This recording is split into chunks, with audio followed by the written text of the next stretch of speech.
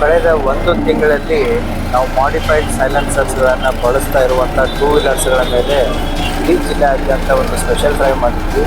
ಆ ಸ್ಪೆಷಲ್ ಡ್ರೈವ್ನಲ್ಲಿ ಇಡೀ ಜಿಲ್ಲೆಯಾದ್ಯಂತ ಸುಮಾರು 453 ಟೂ ವೀಲರ್ಸ್ಗಳು ಇದ್ದಂಥ ಮ್ಯಾನುಫ್ಯಾಕ್ಚರ್ಡ್ ಸೈಲೆನ್ಸರ್ಸ್ಗಳನ್ನು ಬಿಟ್ಟು ಈ ಮೆಕ್ಯಾನಿಕಲ್ಸ್ಗಳಿಂದ ಮಾಡಿಫೈಡ್ ಸೈಲೆನ್ಸರ್ಸ್ಗಳನ್ನು ಮಾಡಿ ಶಬ್ದ ಮಾಲಿನ್ಯ ಜೊತೆಗೆ ವಾಯು ಮಾಲಿನ್ಯವನ್ನು ಕೂಡ ಮಾಡ್ತಾಯಿದ್ರು.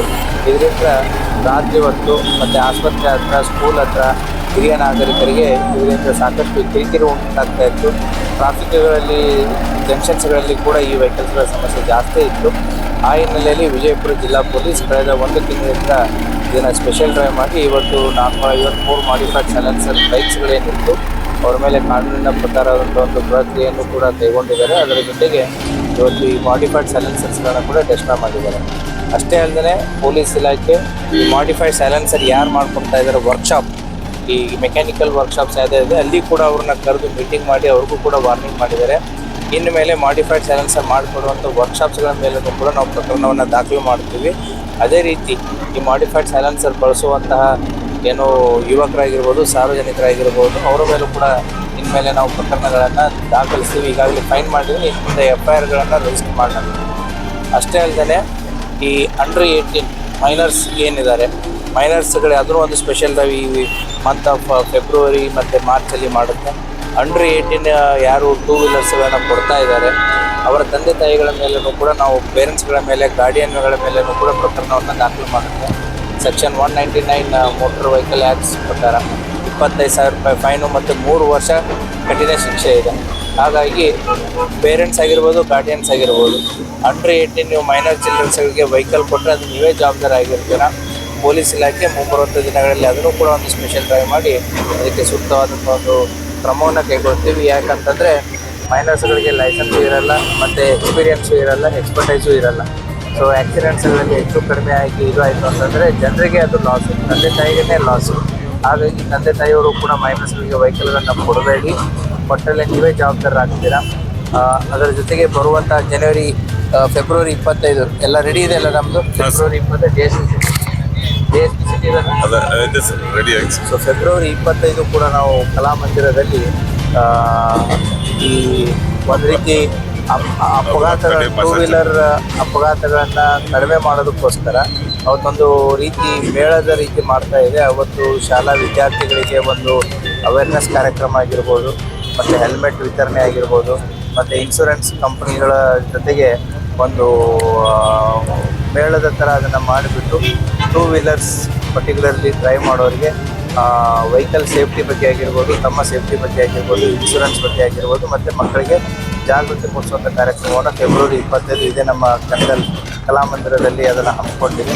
ಆವಾಗಲೂ ಕೂಡ ಪೊಲೀಸ್ ಇಲಾಖೆ 2 ರೀತಿ ಇದರಲ್ಲಿ ಕೆಲಸ ಮಾಡುತ್ತೆ. ಒಂದು ತಿಳುವಳಿಕೆ ಮತ್ತು ಸಹಯೋಗ ಸಹಕಾರ, ಎರಡನೇದು ಎನ್ಫೋರ್ಸ್ಮೆಂಟ್ ಆ್ಯಕ್ಷನ್ಸ್. ಈ 2 ರೀತಿಯಲ್ಲಿಯೂ ಕೂಡ ಅಪಘಾತಗಳನ್ನು ಕಡಿಮೆ ಮಾಡೋ ನಿಟ್ಟಿನಲ್ಲಿ ಮತ್ತು ಸಾರ್ವಜನಿಕರ ಜೀವ ರಕ್ಷಣೆ ಮಾಡುವಂಥ ಒಂದು ನಿಟ್ಟಿನಲ್ಲಿ ಕೆಲಸವನ್ನು ಮಾಡ್ತಾ ಇದ್ದಾರೆ. Thank you. ಡೆಸ್ಟ್ರಾಯ್ ಆಯ್ತು ಇವಾಗ. It is illegal. What ever they were using is ಇಲ್.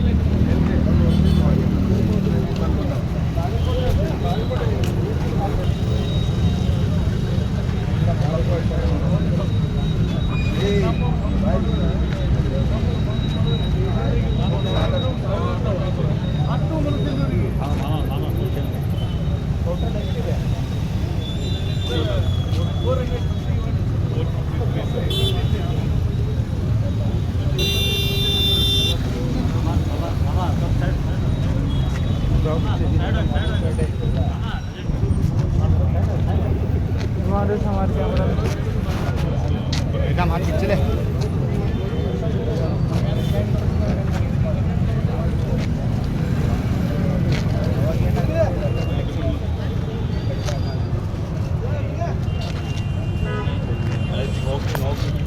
तुम्हारा अरेस्ट हुआ तो 3-4 बार देखा मैं